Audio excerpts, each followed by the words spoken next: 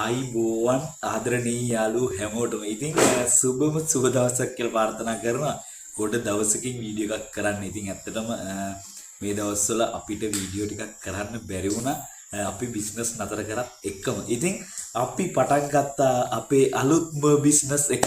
ඉතින් අපේ ව්‍යාපාරයේ තමයි කල් තබා ගැනීමේ ආහාර නිෂ්පාදනය කිරීම.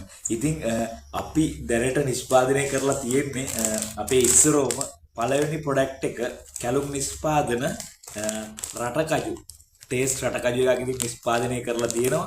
ඉතින් මේක ප්‍රාදේශීය සභාව ලියාපදිංචි වෙලා ව්‍යාපාරේ ලියාපදිංචි කරලා නීත්‍යානුකූලව තමයි අපි ව්‍යාපාරය පටන් අරගෙන තියෙන්නේ. ඉතින් අපේ පළවෙනි නිෂ්පාදනය රටකජු ටේස්ට් එකක් තමයි අපි කිලෝ එකේ පැක් එකක් හැදුවේ.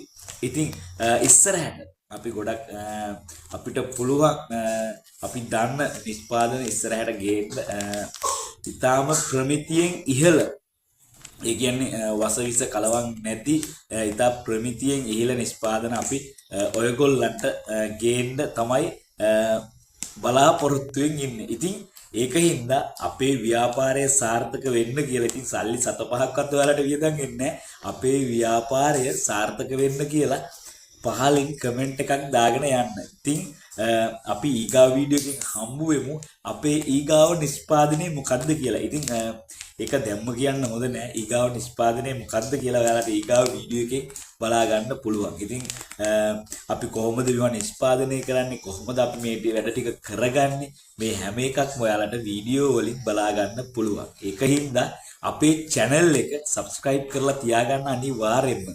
ඉතින් යාළුවෝ හැමෝටම සුබ දවසක්. තෙරුවන් සරණයි.